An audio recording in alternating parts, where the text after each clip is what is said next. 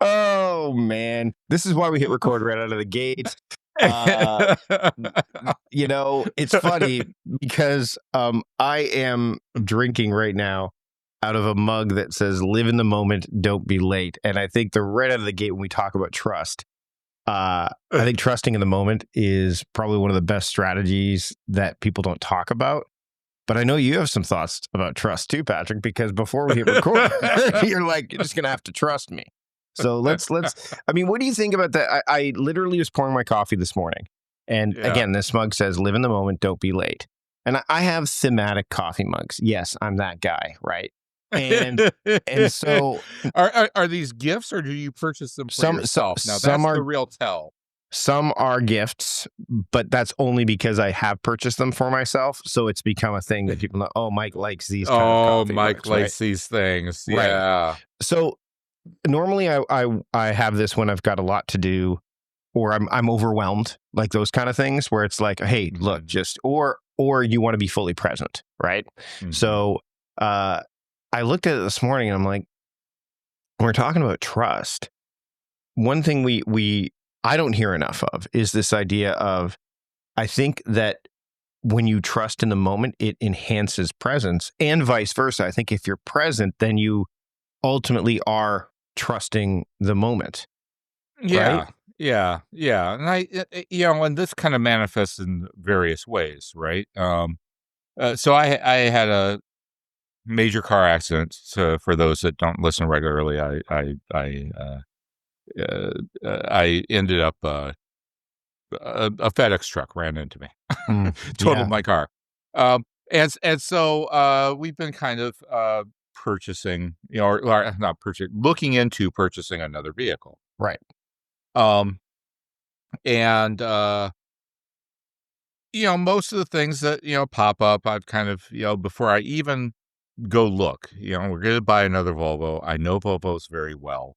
I have a shop that is nearby and all they work on is Volvos. So they know Volvos even better than me. So even before I go and look at these things, I know I have someone I can trust, that I can literally just, if it's on Facebook Marketplace or it's on Craigslist or it's on a dealer's website, I can shoot the link to them and they will give me a yay or nay, like, without even having to look any further, right? Right. You don't even have to you don't even have to waste your time about going to look at it. They almost they pre-qualify you. Exactly. And then, whoops, sorry, I just kicked. Then if they, happen to be like, yeah, sure, that looks like a good one. You should go take a look at it. Right. I go down and I take a look. And I kind of pretty much know at that point, that's another trust point, right? Mm-hmm. There, I'm trusting the sense I'm getting from the person selling it. I'm trusting the intangibles, right? The just kind of the general feel of the situation. Is this a dealer? Is this an individual? What's the story they're telling about it? Right. Was it a trade-in from a customer who ended up getting this? Or if it's an individual, oh, did you buy it new or did you buy it used? And you're like, what's your story? And this, that, and the other. And once again, that's all about trust. And then you're kind of trusting the feeling and the story and everything else you're getting from that, right? Mm-hmm. And then, from that, you take a test drive. Right. And then you're trusting your senses, right? You're trusting how it feels, how it sounds, how it smells, right? You can, kind of tell, was this a car that belonged to someone who smoked? You can tell that right away, right? You can smell it, right? Yep. That you get what I'm saying, right? And then assuming that, okay, yes, I'm still interested. I've taken the test drive. It's interesting. It's a possibility. The next thing I do is I am not going to be purchasing this car unless I can take it to my guys who all they do is work on Volvo and they can go over it with their fine-tooth comb Mhm. And they will find things. I know they will find things. It's not like I don't think they're going to find anything and everything will be hype. No, they will find things. It's just that they'll tell me, yes, it needs this, that, and the other. Right. That those things cost X. And so when you're considering the purchase price of the car, the true price is not the price that someone's asking for that car. Mhm. The true price is the price that I'm going to pay to that person, and then I'm going to take to my dealer and have that list of things done immediately and and give them money, right? Yeah. So suddenly a car that might cost $15,000 is actually a $19,000 car. Mhm. And then I have to decide whether or not that car is worth that kind of money Mhm. and more importantly, time, Yeah. right? Yeah. And so at all of those points, right, trust is coming up. And like most things involving trust, it's not just trusting what another person is saying, what another person is doing. It's not just trusting the moment Mhm. that you're in, right? And trusting the things that come up in that moment. But it's also trusting yourself. Yeah. Trusting yourself to know something that feels wrong or feels right. Trusting your gut, trusting your instincts, trusting your knowledge, trusting how you're feeling.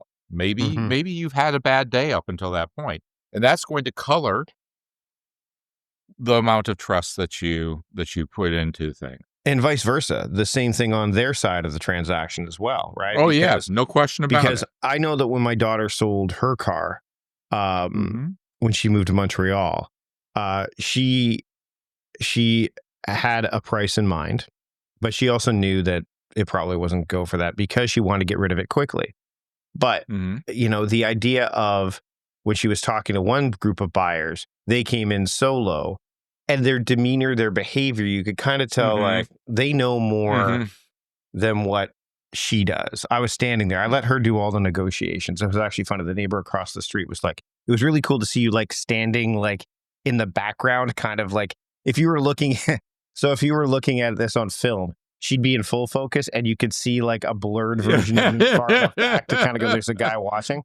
Y And Back there in the Boca. well, and she had three, yeah. And she had three guys that were negotiating, like, so they were all part of, and they spoke a different language too, right? So Oh, they yeah. would confer in a different language. So that also Yeah. Yeah. can create an element of Oh, yeah. distrust, right? Yeah, lack of trust, right? It's Because funny you because can't be part of that conversation. except I'll dovetail, like, I mean, ultimately she chose a different group of a different buyer who came in lower, not low, and the negotiation tactic was it needs to, I said, yeah, I think you should take it, but it needs to be in cash.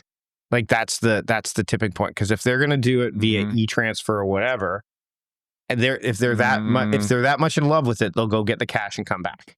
And if not, Yep. then they did. They went and got the cash. They did all that. It was a seamless transaction.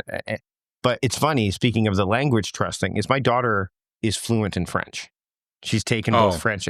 So that wasn't the language they were speaking. But when Yeah, she's but worked, if it was, then that's a whole different thing, sure. right? But there have been instances where when she was working as a server at one of the touristy restaurants here in town, Mhm.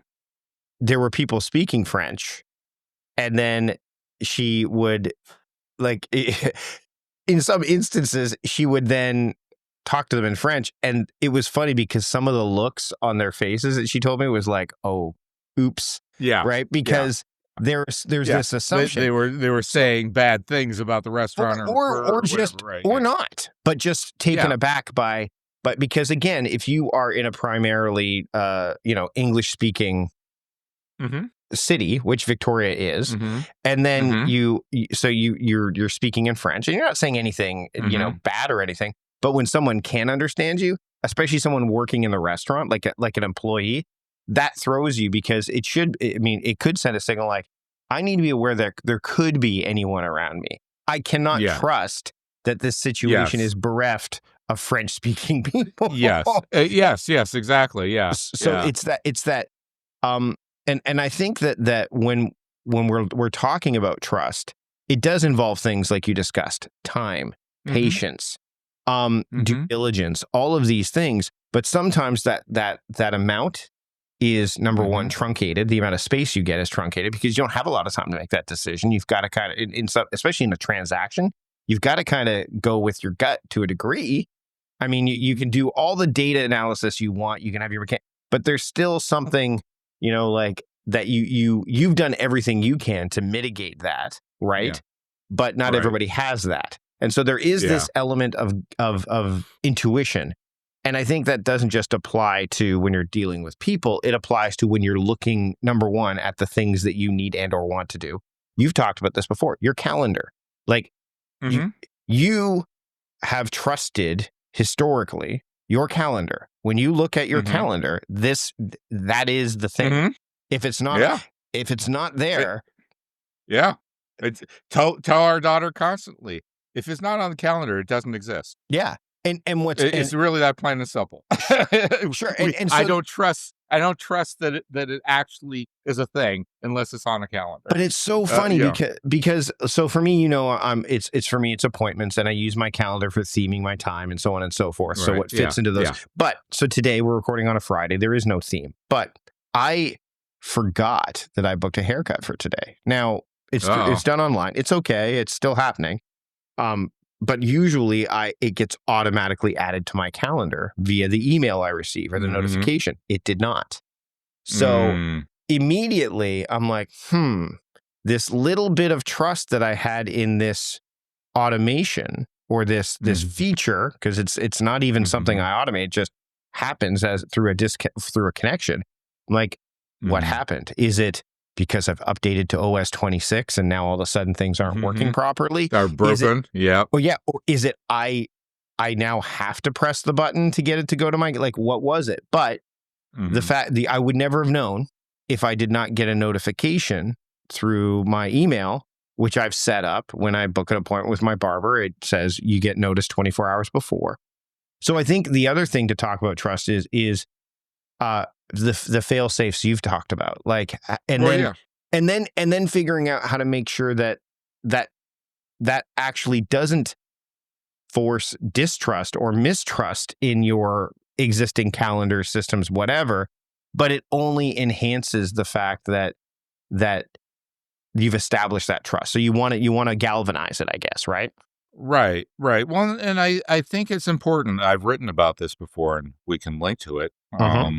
on my blog, and that is, that trust is literally the glue that holds society together. Yep.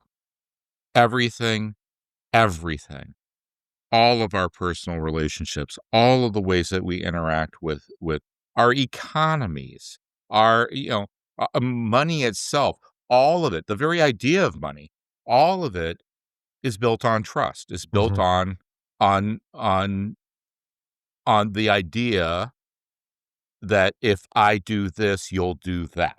Right. And the moment that that trust begins to break down is when those human systems begin to break down. If you look at what's happening in our world today, and our country, my country, the United States, is a clear example of this, but you have more than enough of it in Canada, Yep. and Lord knows there's plenty of it in Britain and France and Germany and everywhere else, right? It's I don't trust them. Mhm. Yeah. Yeah. And democracy itself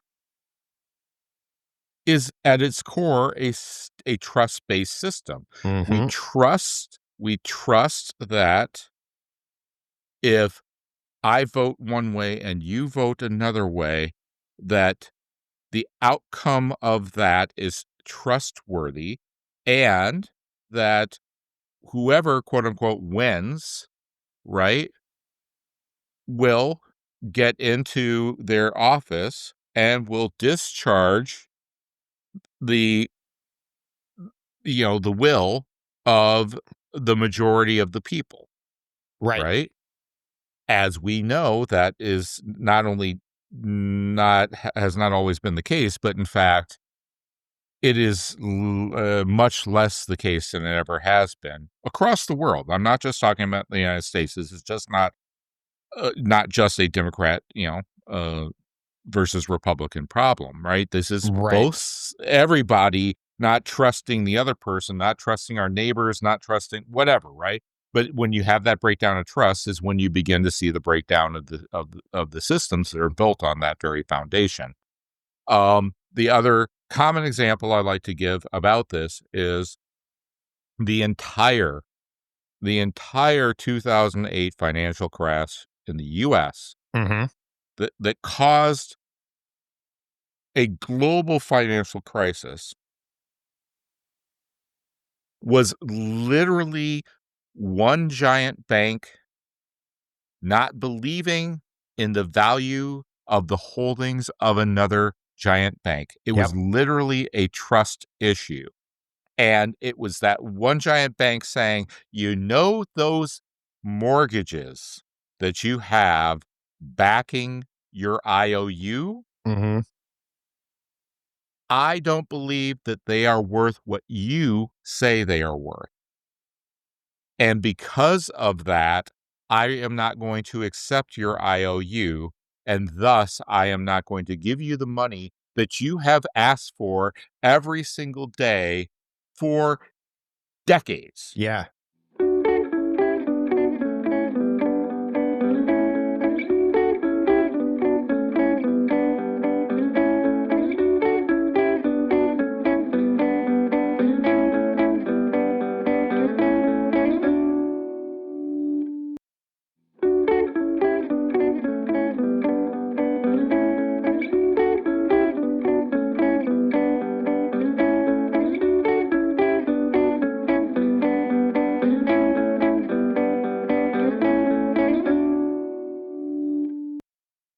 It's funny. If anyone wants to dig into this, there are two ways to do this. You either read The Big Short or you watch The Big Short. And watch The Big Short. Watching Yes. the book is great, but the movie, Yeah. it's wildly entertaining. My Yes, son yeah. my son watched it with It's me. excellent. And Another yeah. Another excellent one, by the way, is Margin Call. It is Yes. lesser known, but it is excellent. It's drier for sure. It's not as It's glitzy, a lot more dry.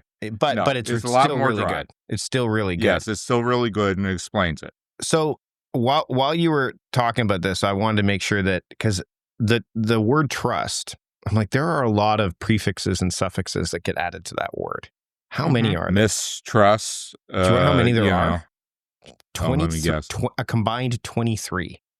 Yeah, trustful. There are 23 variations, either a prefix or some are doubled, like trustworthiness. That's like a double suffix, right? It's one of those things where so to just it echoes the importance, the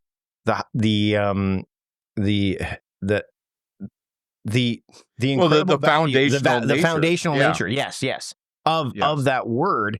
And I mean, it's obviously trust is related to truth, right? So, there's all of that. And it's one of those things where it is so easily broken and or eroded, and decisions. This is where I sit back and I think about the ideas that we've talked about in previous episodes, like nuance and clarity and connection. And I mean, the myriad of topics we've talked about, all of them can line themselves up with trust. Nuance is a really good one, because with nuance, you have to have trust. Like, you absolutely must, because, and I don't mean to throw the word absolutely in there, but that's the thing, right? It's like, that's maybe the only absolute that exists, is that, because absolutes don't necessarily require as much of it, because you're like, well, this is how it is. And this is just, so you have, it doesn't matter whether you trust it or not. This is it. But nuance, you have to kind of, to your point, especially when you're talking about economics, you're talking about politics, you're talking about all of these things.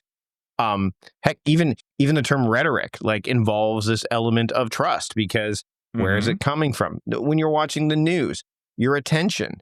And this is where I think, interestingly, minimalism, boundaries, all of these things, What are your thoughts on how they can help enhance or increase trust just simply by virtue of elimination of Oh, things? well, yeah, sure. I mean, because here's the thing, right? One of the things that I am reminded of, especially now that I am driving my 1994 Chevy pickup, versus the Volvo that Your I your was my daily driver. your trusty pickup. Exactly, my trusty pickup, right? But you you open the hood of that pickup from, it's 31 years old now. Yeah, I can't. Someone I know, I opened the hood to look at something, and someone I know looked inside. They said, "Where's the rest of it?" Yeah. Yeah, yeah, yeah, Oh, yeah, I'm yeah. like, It's "What? so, Rest of what? The yeah. rest of the engine? Like, you have all of this empty space in Yeah, here. What? you can see Like, the road. You can why can I see but through? It see, should not be yeah, visible. exactly, right? And and it got me thinking about the fact that really, to make a car run, you don't need a whole lot.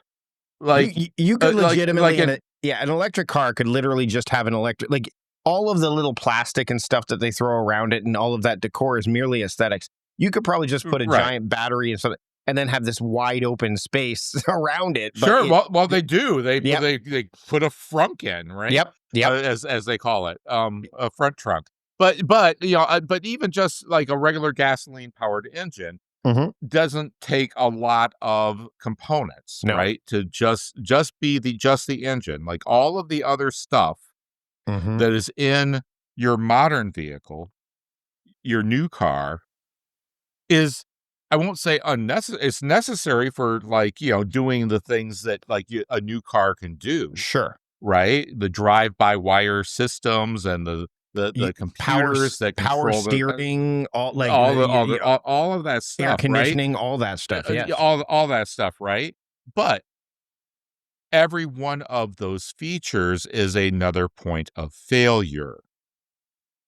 Every one of those features adds another thing that you might have to fix or replace. Every one of those features, and this is true of software, Yep. right? This is true of software, right? Um, it's true of car computers, right? My Every vinyl feature records, you add, my you're right. my amplifier, I have an amplifier in the shop right now from like the 1980s. I opened it up, Right. I tried to clean it, and there's a point where I took off the hood and I'm like, this is too much. I don't know what to do. I'm taking it to a shop. Now, I've replaced it in the meantime because these things take like 4 to 6 weeks for them even to diagnose. Like where I live, there's like Mhm. 3 audio repair shops. I bought Mm. an amplifier and a preamp for the record player. So you're right. I have 2 points of failure, but I can see them. That's the distinction. I can isolate them. But then they're like, well, if you want headphones, you have to add another.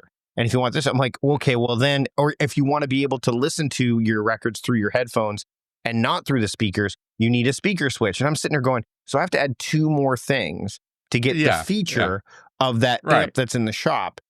First Yeah, off, gonna wait to see what happens with that amp. But secondly, do I even need this goes back to your like, do I even need those yeah, things? Or right, can I just, not listen to right, records with headphones on, right? So sorry, I didn't mean to right. cut you off, but that's an Well, no, example no, of seeing but it. and that's exactly it, right? Is that, everything we add adds more to manage, more to think about, more to possibly fail. Yep. Everything that, and because we are adding these things, now we have more things we have to trust, right? Hmm. you know, how minimalism and other kind of, simplicity, is the converse of that is true, right? Right. The more you remove, the more you take away, the less you have, potentially to fail, right? Right. Right. The less you have to worry about, the less you have to think about, the less you have to store, the less you have to find shelf space for whatever it is, right? Um, and it is much more easy to then trust, right? Because you can say, I trust this because I know it, I know how it works. I know that if this breaks, I know what the problem is, Right. right? I know that this is what I have to fix, right? Mhm. If I've got 17 things to provide the same number of features, well, if something breaks, yeah, maybe I know it's this thing that's broken. But guess what? I might not, and I might have to troubleshoot. Like, okay, wait, if I take this and find, and now, like, I have to spread my trust out. I have to spread it too thin, and I wouldn't say too thin, but Sure. I have to spread it more, and thus I have more things to worry about, more things that potentially will fail, more things that I will potentially lose trust in, right? Yeah. And so that's, I think, how kind of simplicity versus excess comes into play, right? I mean, the truth of the matter is that um some of the biggest problems, just talking about trust in the financial system and kind of how that all plays together, and money itself being based on trust, because quite frankly, the idea that I can take this piece of paper and give it to you and that you'll give me something physical in return is absolutely effing nuts. Yeah. I And mean, o- and o- and Niall only Ferguson's only book. works Yeah. Yeah. The it Ascent of only Money works talks about because this. Yeah. Yeah. yeah, that you trust that you can then take that same piece of paper and turn around and get something else physical to replace what you got, Yep. and that it will be of equal value. That's completely a trust game. It has no basis whatsoever on any reality. You could replace that piece of paper with anything. You could replace it with a rock. By the way, gold's a rock. If you Yeah. could No, replace no. you could replace it with seashells, which I don't know. Entire economies, entire societies in Africa were based on seashells. So, Mhm. I guess what I'm saying is that you can replace it with anything, and it doesn't matter because it has nothing to do with those things. It has everything to do with trust.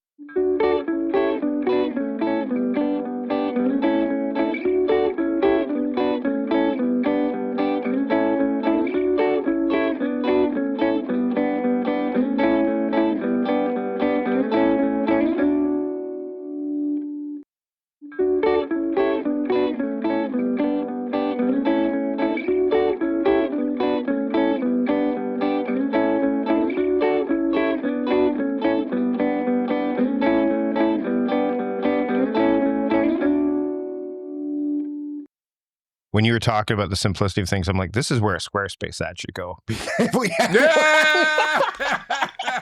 Because there's an example, right? Like, again, if you're using I use WordPress, there's so many points of failure with things that go on Yeah. there. It could be, there's Yeah. certain services, and that's a massive. Well, I mean, Apple, right? Like Macs, Yeah. like they're selling features there, Yeah. right? And it's also interesting that the less that you have to concern yourself with heightens the trust around those things, and therefore, I think it preserves will as well. Because willpower is drained by the amount of decisions that you have to make, right? And the amount of things you need to do. Well, if there's less of it, then you don't have to expound or expel as much will around those things. So again, trust plays it doesn't work the opposite way. Willpower and trust kind of are interesting combinations, but trust, and I'm working on some stuff around this. Ultimately, trust is kind of like if you don't trust your system, if you don't trust your framework, all of that, it's not gonna.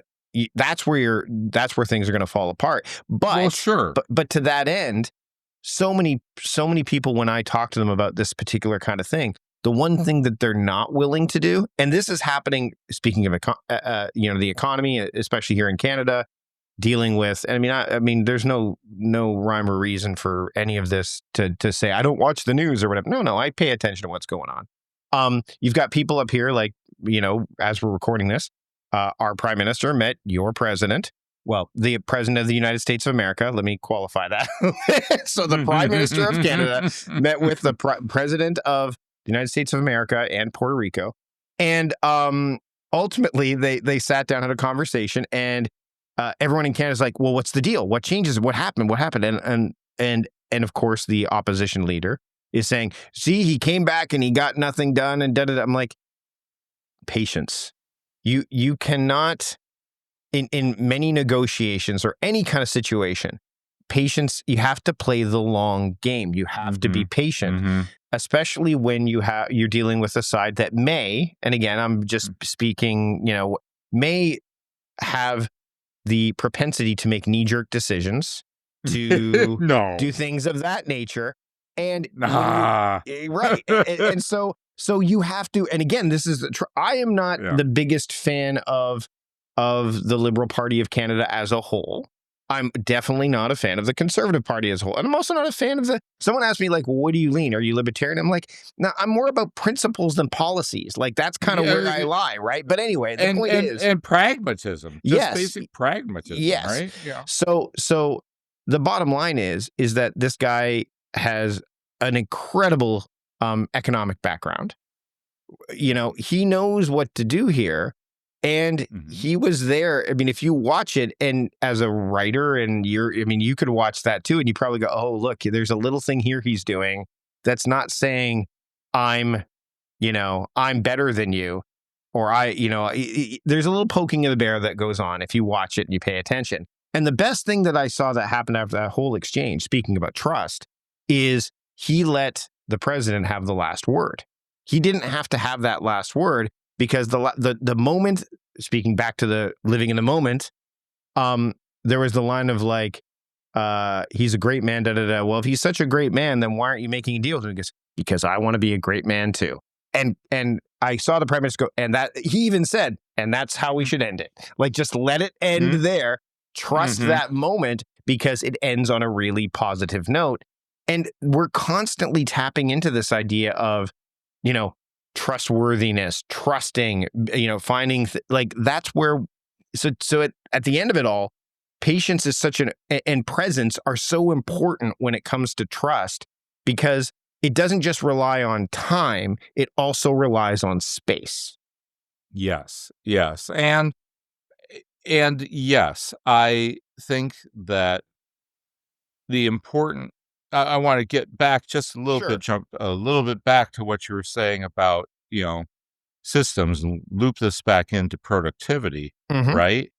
What is the thing that that kind of the phrase that floats around in productivity circles is, you want to have a trusted system, right? Yes. You want to develop a trusted system, a system you trust, right? You trust things aren't going to slip through the cracks.